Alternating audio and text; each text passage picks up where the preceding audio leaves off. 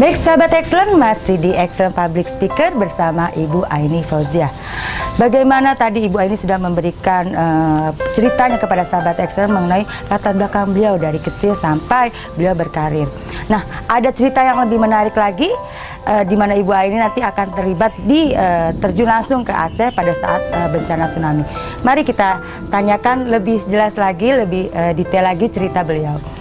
Oke, Bu Ibu Aini ya. Tadi sudah cukup seru ya Bu ya, latar belakang Ibu dengan segala, hanya lihat pesawat tapi sesuatu yang unik gitu ya. Nah, belakang tadi Ibu katakan Ibu sebagai seorang berkarir di Perumnas atau departemen, salah satu departemen.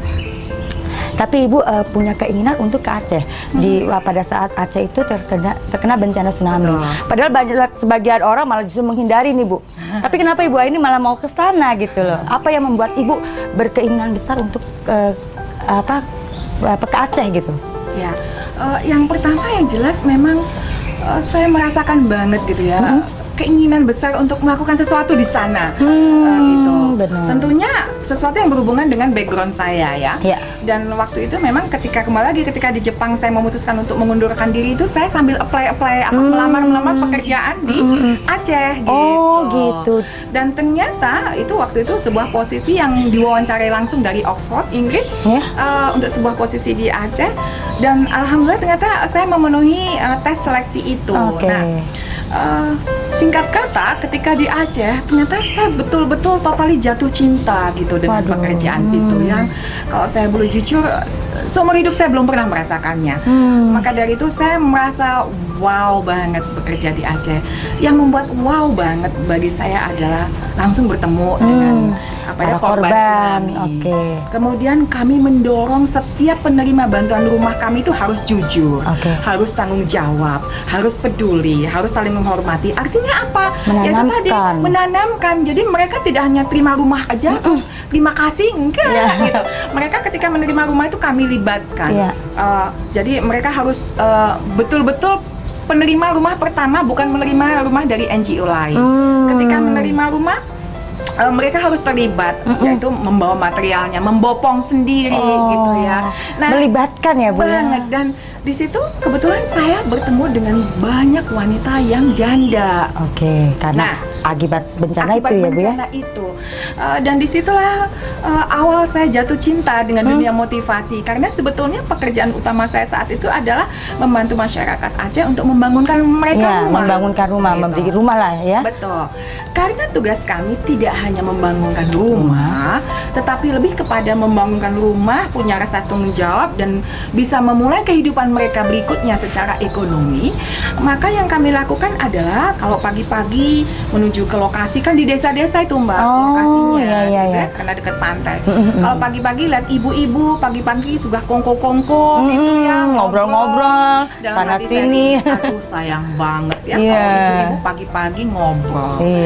Karena apa? Saya percaya seorang ibu itu punya kekuatan yang luar biasa untuk menciptakan anak-anak yang luar biasa. Karena saya percaya anak yang luar biasa itu lahir dari ayah dan ibu yang luar biasa. Tentunya luar biasa ini tidak dilihat dari seberapa tinggi pendidikannya, tetapi lebih kepada sikap dan perilaku ibu. Maka ketika saya tanya, Ibu bagaimana nanti? Karena pertama yang selalu saya tanya, pendidikan anak-anak nanti ke depan gimana? Bu, nanti anak-anak sekolahnya gimana? Terus jawaban mereka misalnya, nanti apa kata keluarga suami lah, dalam hati, aduh kenapa kita harus bergantung? Saya ingin mendorong setiap wanita bahwa halo, kita wanita, kodrat kita itu kita sangat bisa mandiri, tapi tanpa melupakan kodrat kita sebagai wanita. Nah, jadi satu pulang ke kantor, saya diskusi dengan tim saya, mikir apa nih yang bisa kita libatin pada ibu-ibu gitu ya. Kalau blaster rumah nggak bakalan, nanti dimarahin orang banyak. Ya. Nah, setelah saya ingat kembali, kebetulan saya itu kan suka iseng Mbak, jadi pernah sendiri mengecat rumah bersama suami. Karena ternyata mengecat tuh fun, meskipun ujung-ujungnya capek ya. Iya pasti, di mana-mana kegiatan pasti capek ya. Nah, pada saat itu akhirnya saya diskus sama tim bahwa ibu-ibu ini sangat bisa loh. Gimana kalau kita dorong jadi tukang cat? Kita training dulu dong, karena kan itu kan butuh training. Kalau penduduk marah lagi sama kami. Nah, jadi mereka kita training, kita beri sertifikat. awalnya memang kami mendapat tentangan dari desa. Wajar sih, tentangannya simpel. Menurut saya masuk akal karena mereka mengatakan, wah ini nih Aceh loh, dan ini pekerjaan laki-laki. Nah, untungnya saya punya pengalaman pribadi sehingga saya bisa sampaikan bahwa juga. Saya juga wanita, dan gitu ya. Saya juga pakai kerudung, tapi saya juga mengecat rumah. Jadi pengalaman pribadi, artinya ya Bu sebagai Ibu sebagai role model ya. Ya, artinya mereka tidak bisa mengkotak-kotak bahwa ini pekerjaan laki-laki, ini pekerjaan perempuan. Sepanjang itu halal, ya enggak. Dan bisa dilakukan pekerjaan dan uang penghasilan daripada mereka duduk ngobrol ya. Mending kan menghasilkan sesuatu buat keluarganya. Jadi akhirnya ternyata dahsyat ketika kita bilang gini sama para tetua desa yang semuanya laki-laki. Gini aja Pak, beri kami kesempatan bicara aja sama ibu-ibu. Kalau mereka nolak ya sudah, kita bergerak ke desa lain. Karena kami percaya gaji setara dengan laki-laki. Di training, mana nggak enak, diberi sertifikat. Dan ternyata ibu-ibu tuh yang hadir pada saat 37 Mbak, dari usia 18 sampai usia 50-an mereka tertarik. Itu 37 orang. Langsung semuanya Bu. Mereka bilang, saya pokoknya mau Bu. Jadi termotivasi juga ya Bu ya. Banget. Dan ternyata itu menarik hingga 500 wanita. Waduh, dari 37 sampai 500. Ya, karena kan kami membangunnya satu rumah itu ada 5 sampai 7 orang ya. Nggak dikalikan karena yang kita bangun kan banyak banget ya.